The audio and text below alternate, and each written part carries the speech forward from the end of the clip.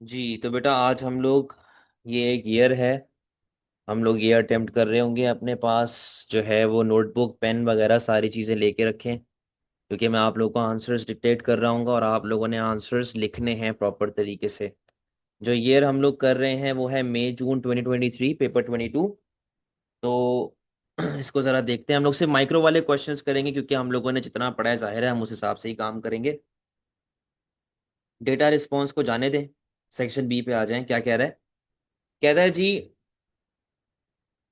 In 2020, the largest Thai commercial bank merged with a smaller commercial Thai bank।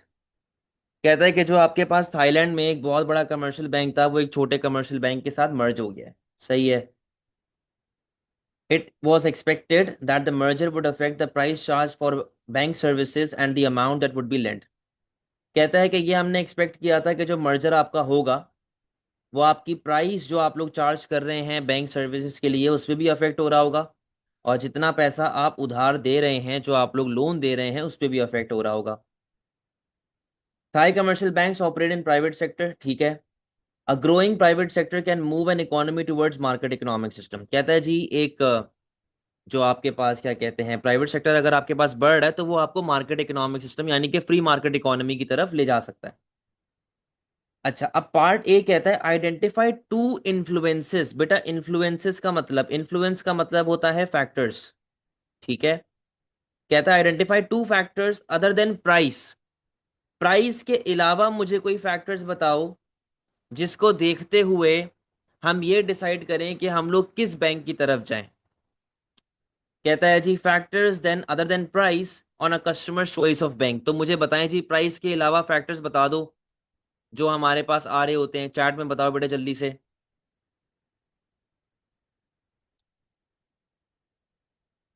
Interest rate. अच्छा, देखें, वैसे उसने जब आपको ये बात बोल दी ना अदर देन प्राइस, उसने आपको बोल दिया कि यार प्राइस के अलावा मुझे एक बात बताएं, तो इसीलिए इंटरेस्ट रेट को एज सच इसमें कंसिडर नहीं किया जाएगा। ठीक है। इंटरेस्ट रेट को एज सच इस वाले पॉइंट में कंसिडर नहीं किया जाएगा। आ, कर भी सकता है बट मेरा मशवरा है ना लिखना इंटरेस्ट रेट, क्योंकि ये थोड़ा सा वो वाला पॉइंट है, टू साइडेड जा रहा है। तो इंटरेस्ट ना लिखो। वैसे पॉइंट करेक्ट हो सकता है बट ना लिखें। इसके अलावा बताएं। Saving options, very good. ठीक है जी, अपने पास बेटा पॉइंटर्स बनाते रहिएगा और जो मैं आंसर डिक्टेट करवाऊं वो आप लोगों ने अपने नोटबुक में लिखना है। सेविंग ऑप्शंस सही है। और क्या हो सकता है? और क्या हो सकता है भाई?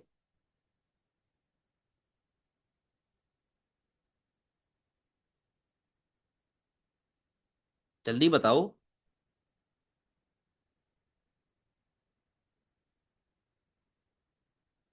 Loan offer, loan offer, quality, ठीक है, ऑनलाइन सर्विस, कन्वीनियंस, लोकेशन। तो ये बेटा सारी वो चीजें हैं जो ये अफेक्ट करती हैं और आपको बताती हैं कि आपको किस बैंक की तरफ जाना चाहिए। अब उसने बोला भाई कोई से भी दो, हमने डिस्कस कर लिया तकरीबन चार पांच, तो आपने कोई से भी दो बताने। चार पांच बताने की जरूरत नहीं है, और उनका सिर्फ नाम लिखना है, उनको एक्सप्लेन नहीं करना। ठीक है, सिर्फ नाम लिखोगे क्योंकि उसने बोला हुआ है आइडेंटिफाई, मतलब कि आप सिर्फ नाम लिख के बता दो। अच्छा, अब पार्ट बी पे आए। Explain two reasons why a merger may result in higher prices for consumer. कहता है कि यार अगर आपके पास मर्जर होता है तो कंज्यूमर के लिए प्राइस लेवल क्यों बढ़ सकती है। तो अब बेटा यहां पर देखो, चार पॉइंट, 4 मार्क का क्वेश्चन है ना, तो आपने सिर्फ और सिर्फ 2 पॉइंट बताने। तब आप 2 पॉइंट कैसे बता सकते हो? देखो, अगर वो मर्ज हुई वाली फर्म, जो फर्म्स मर्ज हुई हैं, वो मोनोपोली भी तो क्रिएट कर सकती हैं। मोनोपोली भी तो क्रिएट कर सकती हैं। मोनोपोली क्रिएट कर ली तो वो कंज्यूमर को जो है वो ज्यादा पैसे चार्ज कर रही होगी, एक्सप्लॉइट कर रही होगी। ठीक है। अच्छा, ये जो फर्म्स आपके पास हैं, जाहिर सी बात है अब दो फर्म्स आपस में मिल गई तो एक बड़ा ऑफिस चाहिए, ज्यादा वर्कफोर्स चाहिए, ज्यादा लोग चाहिए। तो मैं ये कह सकता हूं कि आपकी कॉस्ट ऑफ प्रोडक्शन भी तो बढ़ सकती है। कॉस्ट ऑफ प्रोडक्शन भी तो आपकी बढ़ सकती है, ये भी तो प्रॉब्लम आपके पास आ सकता है। सही है। इसके अलावा डिसइकोनॉमीज ऑफ स्केल का पॉइंट यहाँ पे लिख सकते हो। इसके अलावा आप ये कह सकते हैं कि यार हमारे पास जो है वो मर्ज जब आप करते हैं तो it can prove to be expensive, it can prove to be expensive, ठीक है, तो ये प्रॉब्लम आपके पास आ सकती है। अब जरा नोटबुक और पेन लेके बैठो, मैं आंसर डिक्टेट करवा रहा हूँ, बेटा आंसर लिखो जरा मेरे साथ जल्दी से। नोटबुक पेन ले आए हैं? नोटबुक और पेन ले आए हो बेटा?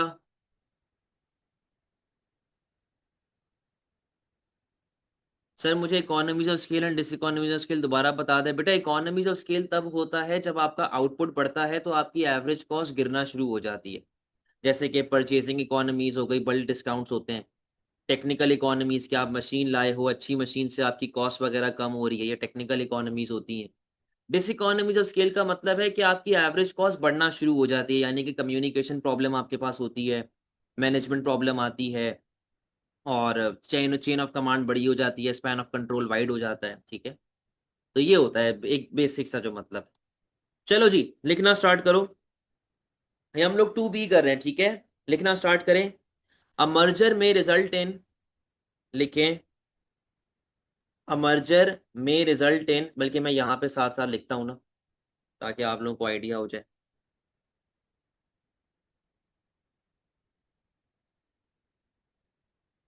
चले, a merger may result in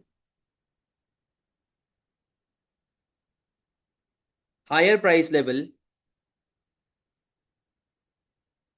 a merger may result in higher price level,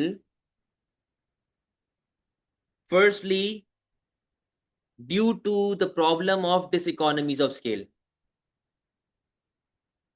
due to the problem of diseconomies of scale, ठीक है। तो ये हम लोगों ने उसको बता दिया। अच्छा, for example, for example span of control will widen, span of control will widen, and chain of command will increase in size। Span of control जो है वो लंबा हो जाएगा, ऐसे वाइड हो जाएगा, चेन ऑफ कमांड आपका लंबा हो जाएगा, ठीक है। Chain of command will increase in size, which could lead to communication problems, which could lead to communication problems।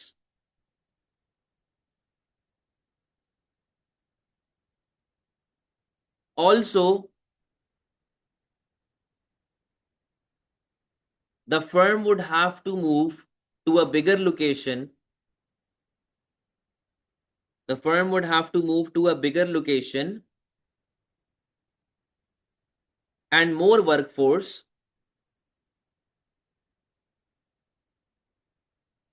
leading to higher cost of production, ठीक है, leading to higher cost of production. आगे सुने, in order to cover up cost, in order to cover up cost the firm may charge a higher price level, full stop, ठीक है। ये बेटा मैंने एक रीजन बता दिया, यहां पर मुझे 2 मार्क्स मिले हैं जहां पर मैंने उसको एक तरीका बता दिया कि क्यों मेरी कॉस्ट बढ़ रही है। In order to cover up my overall cost, in order to cover up my expenses, मेरा खर्चा जो है वो यहां पर बढ़ रहा है, ठीक है। अच्छा, अब इसी आंसर का सेकंड पैराग्राफ यहां पर किस तरह चलेगा बेटा वो देखना। मैं यहां पर मोनोपोली की बात करूंगा।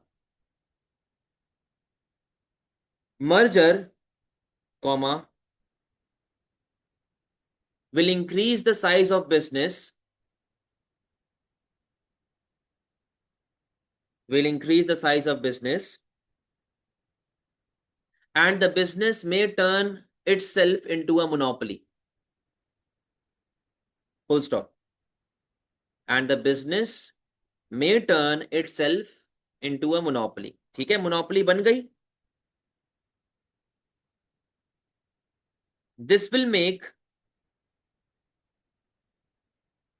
demand for monopoly inelastic, this will make demand for monopoly inelastic due to brand loyalty. अब यूट्यूब कहाँ लिख रहा है? Due to, due to, due to brand loyalty. ठीक है, due to brand loyalty. This will make demand, demand PED था ना, PED को इनइलास्टिक कर देगा ये। ठीक है, due to brand loyalty, as a result, as a result producer might exploit consumers, producer might exploit consumers by charging a higher price level, full stop। ठीक है बेटा, तो ये आपका पूरा एक 4 मार्क का आंसर है। थोड़ा सा लेंदी है, मैं लेंदी इसलिए लिखवा रहा हूं क्योंकि जाहिर सी बात है जब आप लोग पढ़ने बैठोगे और आप लोग उसको अपने वर्ड्स में लिखोगे तो वो ऑटोमेटिकली छोटा हो जाएगा। तो ये हम लोगों ने किया है बेटा क्वेश्चन नंबर 2 का पार्ट बी, 2B। ठीक है, इस सवाल में किसी को कोई problem? Sir demand for monopoly कैसे बढ़ेगी? बढ़ नहीं रही है, बढ़ नहीं रही, मोनोप इनलास्टिक हो रही है। देखो क्या लिखा हुआ है कि डिमांड जो है वो इनइलास्टिक हो रही है। This will make demand for monopoly inelastic, inelastic demand हो रही है आपकी।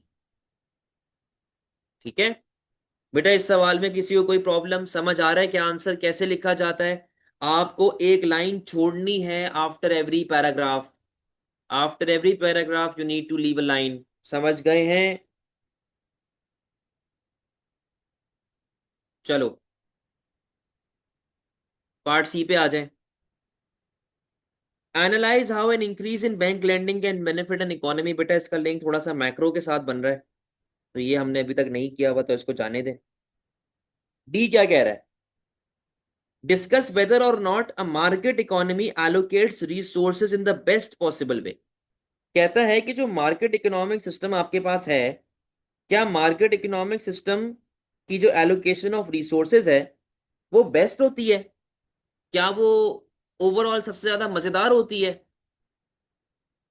अब देखो बेटा, 8 मार्क का सवाल जो आपका इकोनॉमिक्स का होता है, 8 मार्क का सवाल जो आपका इकोनॉमिक्स का होता है, इसमें कंक्लूजन नहीं देना होता। आप कंक्लूजन नहीं देते हो। बिजनेस स्टडीज में देते होंगे, इकोनॉमिक्स में आप कंक्लूजन नहीं देंगे। अब देखो, 8 मार्क के सवाल के बारे में मैंने आपको बताया हुआ है कि आपने मिनिमम 5 पॉइंट बताने, यानी कि 5 पैराग्राफ्स, मैक्सिमम 6 पॉइंट बताने, यानी कि 6 पैराग्राफ। 5 से कम नहीं, 6 से ज्यादा नहीं। और आपने हमेशा कैसा रहना है? Two sided. आपने हमेशा कैसे रहना है बेटा? आपने हमेशा टू साइडेड रहना है। आपने हमेशा उसको जो है वो बताना है कि भाई मेरे हिसाब से क्या ये पॉजिटिव साइड है, ये नेगेटिव साइड है।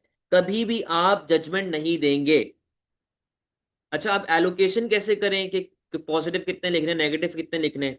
बेटा आपने देखो मिनिमम 5 पॉइंट तो लिख रहे हैं, तो आप 3 पॉजिटिव 2 नेगेटिव लिख दो, या 2 पॉजिटिव 3 नेगेटिव लिख दो, या 3 पॉजिटिव 3 नेगेटिव लिख दो। इससे ज्यादा आपने नहीं करना, बस ये काफी है, इनफ। ठीक है। अच्छा, अब सवाल के सर मार्केट इकोनॉमी बेस्ट तरीके से काम कर रही होती है, तो बेटा आप लोगों को पूरा एक टॉपिक पढ़ाया गया है, आप लोगों को पूरा एक टॉपिक पढ़ाया गया है इकोनॉमिक सिस्टम के नाम का। ठीक है, उसमें ये देखो फ्री मार्केट इकोनॉमी के सारे बेनिफिट्स एंड ड्रॉबैक्स इधर लिखे हुए। सही है, ये सारा टॉपिक आप लोगों ने ऑलरेडी किया हुआ है। तो कोई से भी 2 से 3 बेनिफिट उठा लो, 2 से 3 ड्रॉबैक उठा लो कि यार most desired good and services are produce, तो कंज्यूमर, जो कंज्यूमर को चाहिए वो चीज़ आपको मिल जाती है, तो ओवरऑल आपके लिए बड़ा फायदे वाली चीज़ होती है। बेटा पॉजिटिव और नेगेटिव दोनों लिखने हैं। अच्छा, या आप ये पूछ रहे हो कि सिर्फ एक साइड क्यों नहीं लिख सकते? क्योंकि बेटा डिस्कस है ना, डिस्कस वाला क्वेश्चन है। अगर आपने एक साइड लिखी है खाली, यानी कि आपने सिर्फ पॉजिटिव लिखे हैं या आपने सिर्फ नेगेटिव लिखे हैं, आपने कोई दूसरी साइड पे बात ही नहीं की, तो आप भले 50 पॉइंट लिख के आ जाओ, मैक्सिमम 5 मार्क मिलेंगे, 5 मार्क्स ज्यादा नहीं मिलेंगे। ठीक है। अच्छा, तो आपने बताया जी most desired goods and services are produced, efficient way में काम हो रहा है, डिमांड एंड सप्लाई बेसिस पे काम हो रहा है, इनोवेशन हो रही है, रिसर्च एंड डेवलपमेंट आ रही है, टेक्नोलॉजी आ रही है, फर्म का ऑब्जेक्टिव प्रॉफिट कमाना है तो क्वालिटी पे कभी भी कॉम्प्रोमाइज नहीं करेगा। मतलब सीधी सीधी बातें, कोई इसमें रॉकेट साइंस नहीं है। ड्रॉबैक क्या है? कोई से भी दो से तीन उठा लो। लिमिटेड प्रोडक्ट रेंज है कि भाई सिर्फ वो बनाएंगे जो बिक रहा है, हम हर चीज तो यहाँ पर नहीं बेच सकते। डेंजर ऑफ मोटिव का मतलब कि हमने वर्कर की सेफ्टी को सेक्रीफाइस कर दिया, एनवायरमेंटल स्टैंडर्ड को हमने सेक्रीफाइस कर दिया, एथिकल बिहेवियर हमारा नहीं चल रहा। मार्केट फेलियर, भाई शराब बना रहे हैं, सिगरेट बना रहे हैं, ड्रग्स बना रहे हैं। नहीं बेटा, कमांड इकोनॉमी के क्यों लिखोगे आप? Sir can we write benefits of command economy, आप क्यों लिखेंगे जब उसने पूछा हुआ है आपसे? डिबेट क्या आप एमयूएन में खड़ी हुई है क्या? डिबेट करना है करनी है आपने? जो सवाल उसने पूछा है उसका जवाब दे। आपने बस इसको ये बताना है कि फ्री मार्केट आपके लिए फायदेमंद है कि नहीं है, बस। आपने और कुछ नहीं बताना है इसको। ठीक है? एक ट्रैक पे रहें हमेशा, सीधे ट्रैक पे। अच्छा जी, डी मेरिट आपके पास बन रहा है। अंडर कंज्यूम होते हैं मेरिट को, डी मेरिट ओवर कंज्यूम होते हैं, ओवर प्रोड्यूस होते हैं। तो ये सारे बेनिफिट्स एंड ड्रॉबैक्स आपने ऑलरेडी पढ़े हुए हैं।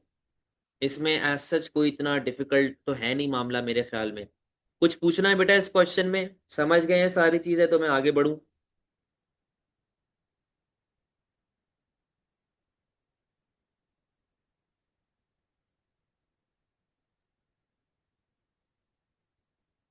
मानूर बेटा, क्वेश्चन पढ़ो। उसने आपसे ये पूछा हुआ है कि फ्री मार्केट इकोनॉमी और कमांड इकोनॉमी में से अच्छा कौन है? ये तो नहीं पूछा ना। उसने ये बोला कि मार्केट इकोनॉमी फायदेमंद है कि नुकसानदेह है, बस ये बता दे। अगर मैं आपसे पूछूं कि भाई, अच्छा इस तरह समझो कि मैं कहूं कि यार ये चीज अच्छी है कि ये चीज अच्छी है, तब आप डिबेट करोगे, आप बोलोगे भाई इसमें ये फायदे ये नुकसान है, इसमें ये फायदे ये नुकसान है, ठीक है। लेकिन अगर मैं आपसे पूछूं कि भाई ये चीज अच्छी है कि बुरी है, तो आप तो सिर्फ इस पे रहोगे ना, आप इसकी बात थोड़ी करोगे कि भाई नहीं यार इसको तो हम लोग यूं भी कर सकते हैं कि ये भी अच्छा है, इसमें ये मसले हैं ये फायदे हैं, तो मैं इसके बारे में बात ही क्यों कर रहा हूं? जब उसने पूछी ही एक चीज है तो मैं दूसरी चीज को क्यों इन्वॉल्व कर रहा हूं बीच में? समझ रही है मेरी बात को?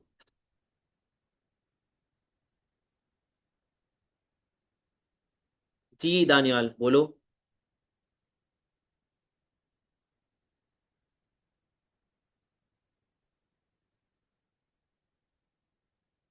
बेटा आप रट्टा अगर इकोनॉमिक्स में लगाओगे तो आप फंसोगे। सही है, रट्टा नहीं लगाओ। हाँ, कॉन्सेप्ट आपको पता आना चाहिए कि भाई पॉलिसीज क्या होती हैं, किस चीज में कौन सी पॉलिसी लग रही है। बट अगर रट्टा लगाना शुरू कर दोगे तो फिर तो फंस जाओगे बेटा आंसर में। तो रट्टे मत लगाना, लॉजिकली सारी चीजों को समझे, प्रॉब्लम नहीं होगी।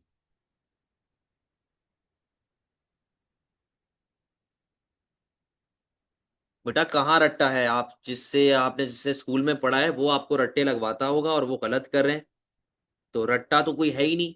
आप लोगों को शुरू से भी जो मैंने डायग्राम सिखाई हैं, एक सेकंड में जरा अटेंडेंस ले लूं। जो आप लोगों को शुरू से मैंने आज तक डायग्राम सिखाई हैं, मैंने कभी रट्टा लगवाया कि डिमांड नीचे बनती है सप्लाई ऊपर जाती है?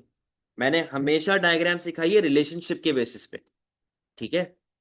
यार देखो, ये तो छोटी छोटी चीजें, एडवांटेजेस डिसएडवांटेजेस तो पता होने चाहिए ना। अब इसमें तो जाहिर है, अब इसमें क्या मैं बोल सकता हूँ। अब ये छोटे मोटे रट्टे तो होते हैं। डेफिनेशन को आप बोलो सर डेफिनेशन का रट्टा लगाऊंगा, तो वो तो जाहिर सी बात है, डेफिनेशन का तो रट्टा लगाना पड़ेगा ना। तो हर चीज को रट्टे पे मत डाल दो। रट्टाफाई करना शुरू कर देंगे, ए लेवल में बहुत गंदा फंस जाएंगे। अभी तो आपका निकल जाएगा वो लेवल, जब ए लेवल में आप जाएंगे तो आप माफिया मांगेंगे कि यार ये आपसे क्या हो गया। तो लॉजिकली चीजों को सीखें। हाँ, छोटी मोटी चीजें जैसे कि बेनिफिट ड्रॉबैक्स हो गए, डेफिनेशंस हो गई, ये तो आपको याद करने ही पड़ेंगे ना यार, अब इसमें तो कोई कुछ नहीं कर सकता। अच्छा जी, याद कौन नहीं है? अबे डायग्राम का अभी बताया कि रिलेशनशिप समझ जाओगे तो डायग्राम में क्या याद करने वाली चीज? रिलेशनशिप बताएं। नहीं नहीं बेटा, इकोनॉमिक्स में ना 6 मार्क का कंक्लूजन होता है ना 8 मार्क का होता है, कंक्लूजन होता ही नहीं है इकोनॉमिक्स में। अच्छा, तो ये बेटा हमने पार्ट डी भी कर लिया। पार्ट डी का आंसर आपको नोट्स में मिल जाएगा।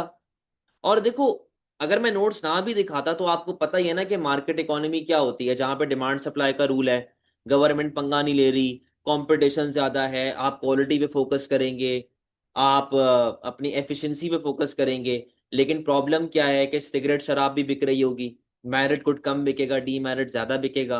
और गरीबों का कोई सोचेगा नहीं, अमीरों के लिए लोग टारगेट करेंगे। तो ये तो कुछ लॉजिकल से पॉइंट्स हैं, अगर आप नोट्स ना भी यूज करो या आप उनसे ना भी याद करो, आप तब भी लिख सकते हो। बेटा सिलेबस आपका खत्म होगा, अभी तो टाइम है, अभी तो माइक्रो हमारा ऑलमोस्ट एंड हो गया, एक दो टॉपिक्स ही रह गए। बेटा 6 मार्क में नॉलेज एप्लीकेशन एनालिसिस होती है, 8 मार्क के अंदर आपका जो क्वेश्चन है बस आपने टू साइडेड जाना है, इसमें इवैल्यूएशन का पॉइंट आ जाते हैं बट आपको जजमेंट नहीं देनी होती, ठीक है। चलो क्वेश्चन नंबर 3 पे आ जाओ, क्वेश्चन नंबर 3 पे आ जाओ।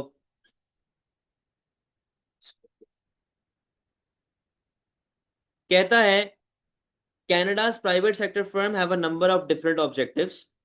The quantity and quality of land used by these firms, अच्छा, इंक्लूडिंग फार्म हैज इंक्रीज। अच्छा अब देखो क्या कह रहा है, कह रहा है फार्म जो है जमीन का पार्ट है, लैंड का पार्ट है। कहता है लैंड की क्वांटिटी भी इंक्रीज हुई है और लैंड की क्वालिटी भी इंक्रीज हुई है।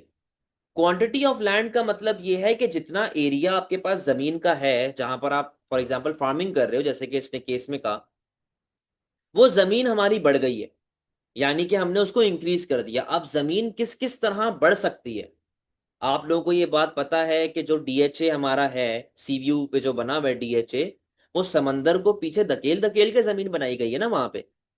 या फिर दुबई में जो एक वो पता नहीं जुमेरा बीच है कौन सा है, जहां पे वो समंदर के बीच में बिल्डिंग बनी हुई है या कुछ है, तो वो वही है, पानी आपने पीछे धकेला है और आप वहां पे जो है वो क्या कहते हैं बिल्डिंग बना रहे हैं। डिफॉरेस्टेशन हो गया, आपने जंगलात काट के वहां पे हाउसिंग सोसाइटी बना दी है। तो इस तरीके से क्वांटिटी बढ़ाई जाती है। और क्वालिटी ऑफ लैंड बढ़ने का मतलब ये है कि आपकी जो जमीन की क्वालिटी है, मतलब अब फसल अच्छी उग रही है, कीड़ा नहीं लग रहा, फसल ज्यादा उग रही है, तो ये क्वालिटी की कैटेगरी में आ जाती है। कहता है कि आपकी क्वांटिटी भी इंक्रीज हुई है और आपकी क्वालिटी भी इंक्रीज हुई है। There has also been increase investment with the firms buying more capital goods. कहता है फर्म जो है वो कैपिटल गुड बाय कर रही है, जो कि आपके लिए बड़ा फायदेमंद है। The Canadian government encouraged higher investment and aim to prevent a rise in unemployment. कहता है कैनेडियन गवर्नमेंट जो है वो ज्यादा इन्वेस्टमेंट कर रही है और हम लोग अनएम्प्लॉयमेंट यानी कि बेरोजगारी को कम करने की कोशिश कर रहे हैं। Identify two objectives of a private sector, हाँ जी बताओ जरा जल्दी से, ये तो बिजनेस स्टडीज का आंसर है कि कौन कौन से ऑब्जेक्टिव्स हमारे होते हैं प्राइवेट सेक्टर फर्म के।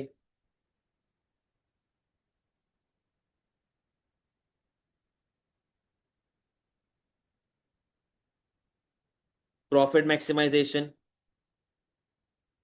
प्रॉफिट मैक्सिमाइजेशन, दूसरा आ गया जी ग्रोथ, और इनोवेशन आपके ऑब्जेक्टिव्स की कैटेगरी में ऐसा बेटा नहीं आता। सही है, चलो और क्या होता है भाई, जो बिजनेस में यार आपने 4 5 पढ़े में वही हैं। वैसे आपको 2 मार्क यहाँ पे मिल गए हैं बट मैं चाह रहा हूँ कि आप लोग मुझे और पॉइंट्स दो।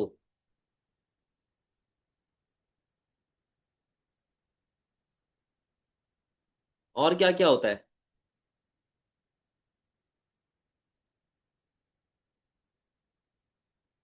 क्या हो गया, बिजनेस किससे पढ़ रहे हो भाई आप लोग।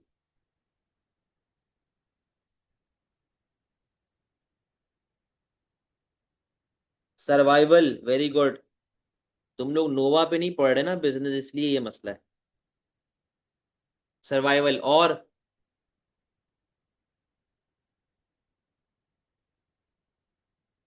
Customer satisfaction. सर्वाइवल के अलावा बेटा मार्केट शेयर का बढ़ाना, यार बिजनेस स्टडीज वाले हैं बेसिक। सर्वाइवल हो गया, ग्रोथ हो गया, मार्केट शेयर का बढ़ाना, प्रॉफिट मैक्सिमाइजेशन, सारे वही है, बेसिक है यार। खैर आपने किसी भी दो का नाम लिखना है और आपको यहाँ पर 2 मार्क्स मिल जाएंगे, आपको फर्दर एक्सप्लेन करने की जरूरत नहीं है। एक्सप्लेन करने की जरूरत इसलिए नहीं है क्योंकि उसने लिखा हुआ है आइडेंटिफाई। पार्ट बी पे आ जाए। Explain one reason why the quantity of land may increase and one reason why the quality of land may increase, बताओ भाई जल्दी से। शाबाश।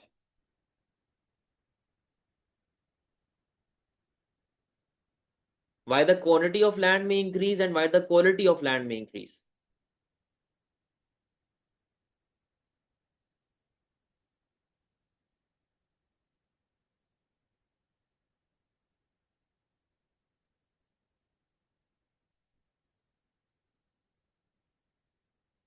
Quantity of land may increase. अब देखो यहाँ पे गलती है। उसने ये नहीं पूछा कि अगर आप जो आंसर बता रही है ना मानूर, आपने लिखा हुआ है quantity of land may increase for industrial usage, आप बता रही हैं कि क्वांटिटी बढ़ने के बाद मैं क्या करूंगी। उसने ये तो पूछा ही नहीं है क्वांटिटी बढ़ने के बाद क्या करेंगी। उसने ये पूछा है कि क्वांटिटी बढ़ कैसे सकती है। उसने आपसे ये पूछा हुआ है कि क्वांटिटी अगर आप बढ़ा रहे हैं तो वो बढ़ कैसे सकती है भाई। वो ये तो पूछ ही नहीं रहा कि मैं बाद में क्या करूंगा।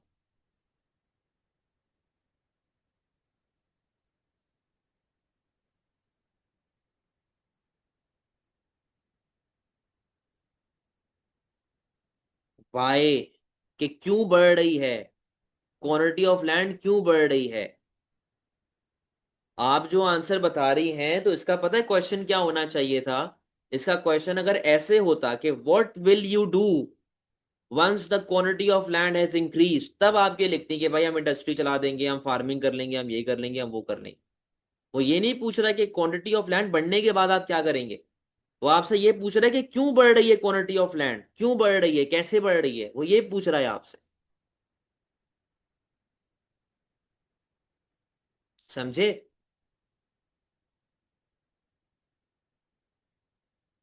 वेरी गुड, वेरी गुड, ये आंसर है इसका। Very good Manur. अबे यस क्यों लिख रहे हो, सवाल का आंसर दो ना, यस क्या लिख रहे हो। हाँ जी। तो मानूर के दो पॉइंट्स आए हैं, बड़े अच्छे पॉइंट्स आए हैं कि क्वांटिटी कैसे बढ़ सकती है आपकी।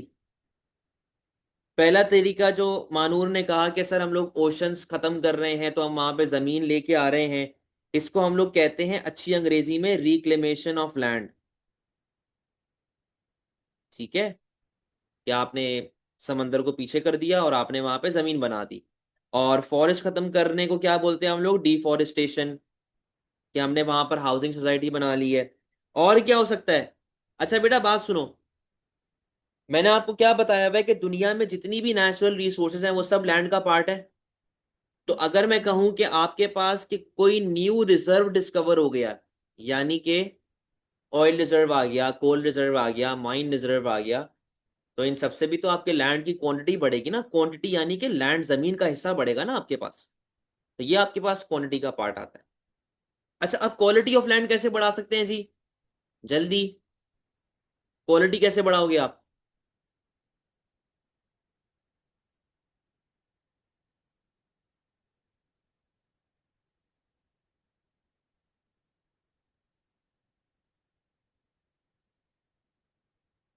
Improve infrastructure, excellent.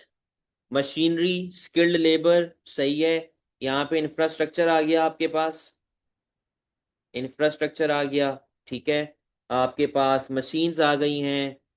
अच्छा अगर फार्मिंग की बात की जाए, क्योंकि यहाँ पे फार्मिंग के साथ वो लिंक कर रहा था। अच्छा एक बात बता दूं, it is not necessary to link your answer with the case, ठीक है ना। तो इट इज नॉट नेसेसरी कि आप ऊपर वाले केस को ही देख के आंसर लिखें, बट लिखना चाहते हो तो लिख सकते हो। यहाँ पे देखो क्या लिखा हुआ है, each question is introduced by stimulus material in your answer, you may refer to this material और to other examples that you have studied. तो आपकी मर्जी है, करना चाहते हैं करें, नहीं करना चाहते ना करें। अच्छा तो मैं यहाँ पे फर्टिलाइजर की बात भी कर सकता हूँ अगर मैं फार्मिंग के साथ लिंक कर रहा हूँ, ठीक है ना। तो अब ये देखो जरा आंसर क्या लिखा हुआ है। ये वैसे मैं आपको भेज दूंगा, टाइम थोड़ा सा कम है, टाइम शॉर्ट है, तो ये आंसर आप लोग भले कॉपी ना करो, ये मैं भेज दूंगा। Quantity of land can be increase by discovery of new natural resources. ठीक है, ये पॉइंट हमने डिस्कस किया था। For example oil reserve, coal mine etcetera, which will increase the overall supply of land. सही है, सप्लाई ऑफ लैंड बढ़ गई, क्वांटिटी ऑफ लैंड बढ़ गई। Quality of land can be increased by use of better fertilizers which will increase the overall productivity and fertility of land। खत्म। कोई जरूरत नहीं है उसको लंबी चौड़ी कहानियां सुनाने की कि जी ऐसा हो जाएगा तो वैसा हो जाएगा तो वैसा हो जाएगा। कोई जरूरत नहीं, सीधी सीधी बात करो, सिंपल सिंपल बात करो, आपको वो 4 मार्क वैसे ही दे देगा। ठीक है। सर ये 2 मार्क ईच हैं तो एग्जाम्पल इंपॉर्टेंट हुआ। एग्जाम्पल तो बेटा जहां जहां पे देखो एग्जाम्पल आ सकती है वहां वहां पे आपने एग्जाम्पल देनी है। ठीक है, आपने एग्जाम्पल का मौका कोई छोड़ना नहीं है, आप एग्जाम्पल दे दो। सही है। चलो आगे बात करते हैं। अच्छा, ये बेटा मैक्रो का क्वेश्चन है, ये भी मैक्रो का क्वेश्चन है, तो इन दोनों को हम लोग फिलहाल जाने देते हैं। क्वेश्चन नंबर 4 पे आ जाए।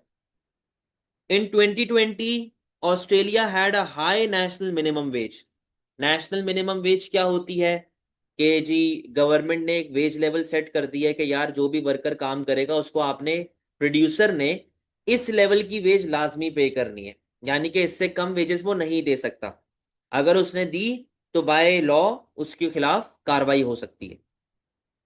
The NMW is received by some people who work on Australian dairy farms. Australia produces milk and soft drink. Milk is purchased by some people as an alternative to soft drink. Soft drink. बड़ी ही इसने कोई weird सी बात की है, बड़ी अजीब सी बात की है कि milk is an alternative to soft drink, यानी कि दूध और सॉफ्ट ड्रिंक दोनों सब्स्टिट्यूट हैं। बड़ी कोई अजीब सी बात है इस केस में, जो मुझे आज तक समझ नहीं आई कि इस गधे ने ये बात क्यों की है। तो वो कहता है कि भाई, आपका जो दूध है और सॉफ्ट ड्रिंक है, इन दोनों में से जो है वो, ये दोनों ऑल्टरनेटिव्स, मतलब या तो भैंस जो है वो 7 अप दे रही है दूध के बजाय, या बकरी जो है वो पेप्सी निकाल रही है। पता नहीं, मेरी समझ में खैर ये केस नहीं आया कि इसने क्यों ऐसी फजूल सी बात की है। हाँ, वही वाली बात है ना कि आप इन्फेंट्स को भी सॉफ्ट ड्रिंक पिला रहे हो, फिर आप चाय भी बना रहे हो सॉफ्ट ड्रिंक की, पाकोला की चाय बन रही है, स्टिंग का जो है वो स्टिंग की खीर बन रही है, मतलब बड़ी अजीब सी बात है। खैर, some dairy farms and some small firms went out of business in 2020। कहता है कुछ डेयरी फार्म्स और कुछ जो हमारे पास फर्म्स हैं 2020 में बिजनेस ठप हो गया उनका, वो लोग फेल हो गए। The year saw an increase in the value of countries floating exchange rate. Floating exchange rate क्या होती है अभी तक हमने नहीं पढ़ा, तो इसको फिलहाल जाने दो। अच्छा जी, कहता है कि मुझे ये बताओ, identify two reasons why government में सेट एनएमडब्ल्यू। दो रीजन बता दें कि गवर्नमेंट जो है वो मिनिमम वेज क्यों लगाएगी, गवर्नमेंट मिनिमम वेज क्यों सेट करती है।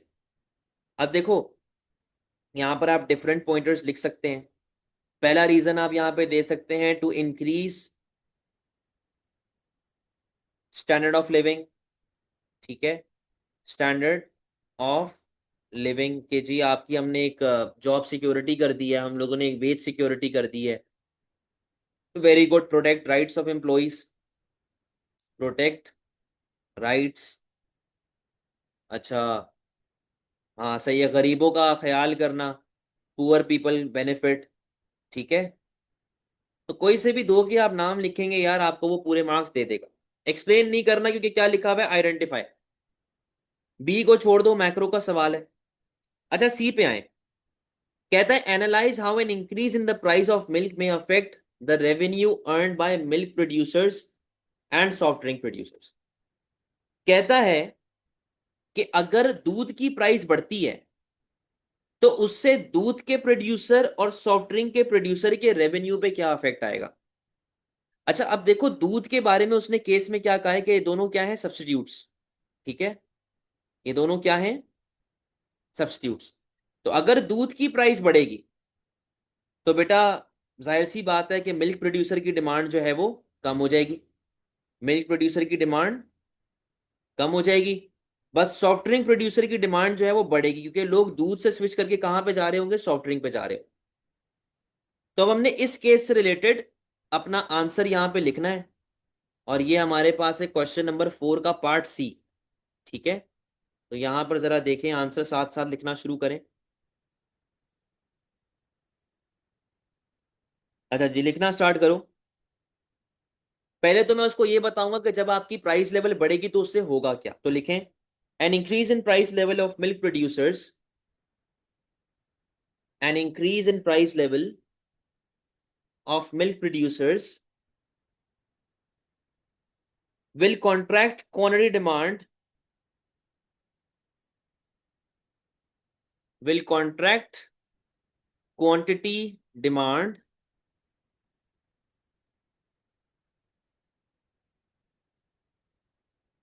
of milk,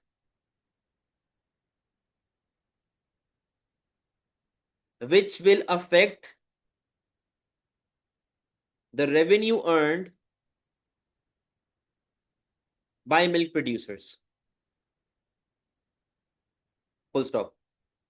तो पहले मैंने उसको ये बता दिया कि जब आपकी प्राइस लेवल बढ़ेगी तो उससे आपकी क्वांटिटी डिमांड जो है वो गिर जाएगी, ठीक है, which will affect the revenue earned by milk producers. The affect on revenue, the effect on revenue, बेटा अगर आपको याद हो मैंने आपको usefulness of PED for producer पढ़ाया था, जिसमें मैंने आपको यह बताया था कि इलास्टिक कहता है कि प्राइस कम करोगे तो रेवेन्यू बढ़ेगा, प्राइस बढ़ाओगे तो रेवेन्यू बढ़ेगा। उसने आपको कहीं भी ये बात नहीं बताई कि दूध की पीईडी क्या है, इलास्टिक है कि इन इलास्टिक है। तो कभी भी जब ऐसा क्वेश्चन आता है जहां पर रेवेन्यू का लिंक चल रहा है कि जी प्राइस बढ़ेगी तो रेवेन्यू पे क्या इफेक्ट आएगा, प्राइस कम होगी तो रेवेन्यू पे क्या इफेक्ट आएगा, आपको ये बात बताना लाजिम है कि this depends upon price elasticity of demand. अब सुनो, the effect of revenue, the effect on revenue will depend upon price elasticity of demand of milk, full stop. The effect of revenue, the effect on revenue will depend upon price elasticity of demand of milk, ठीक है। अब मैं उसको further आगे बताऊं, if PED of milk is elastic,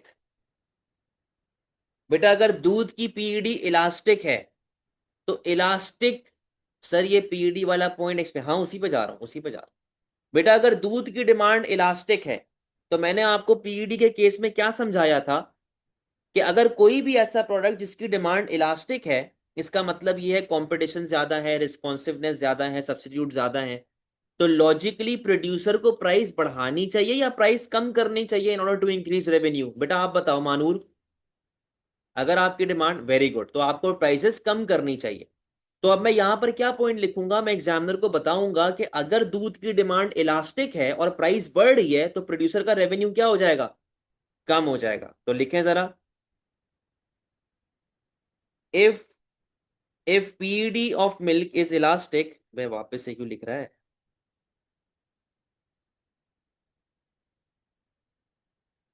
हाँ, तो if PD of milk is elastic which means higher responsiveness and higher availability of substitutes, which means higher responsiveness and higher availability of substitutes, comma, total revenue will decrease if the price level is increased, full stop। तो मैंने क्या बोला कि अगर आपकी demand elastic है और आपने प्राइस बढ़ा दी तो आपका रेवेन्यू गिरेगा क्योंकि कस्टमर किसी और के पास चला जाएगा। On the other hand,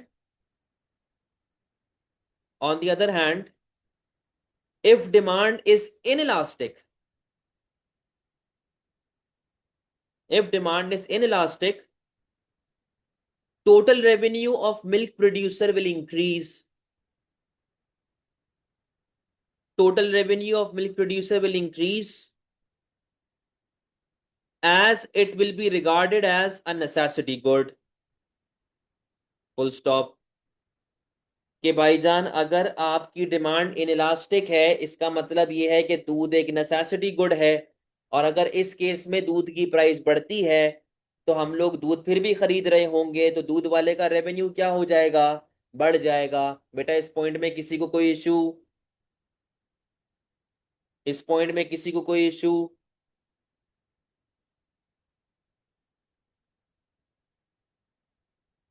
very good. अब जाएंगे नए पैराग्राफ पे, अब जाहिर है कोल्ड ड्रिंक की भी बात करनी है। On the other hand, soft drinks are an alternative to milk, soft drinks are an alternative to milk, and if the price level of milk is rising, and if the price level of milk is rising, consumers will shift to cold drink, consumers will shift to soft drink, क्योंकि case में soft drink लिखा हुआ है भाई, consumers will shift to soft drink increasing its overall demand, increasing its overall demand and the revenue of soft drink producers, and the revenue of soft drink producers is likely to rise, full stop।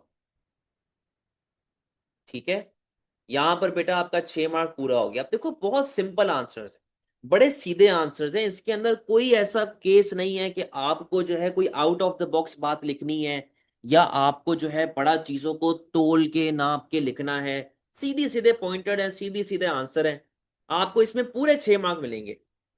कोई इतना लेंदी भी नहीं है। हाँ मेरे हिसाब से थोड़ी सी हो सकता है मुश्किल अंग्रेजी हो या फिर थोड़ा सा लेंदी हो, बट जब आप लोग अपने इसको अपनी जबान में कन्वर्ट करोगे या अपने वर्ड्स में कन्वर्ट करोगे, कॉन्सेप्ट समझ आना चाहिए बस, और कॉन्सेप्ट को एक्सप्लेन करना आना चाहिए।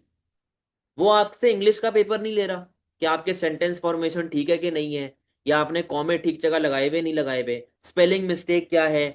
तो इससे हमें कोई लेना देना नहीं। समझ गए बेटा? क्लियर है?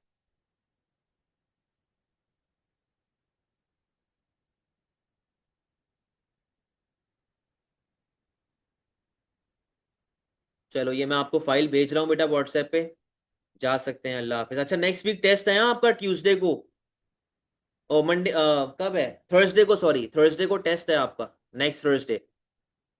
ठीक है, टॉपिक मैं आपको बता रहा हूँ।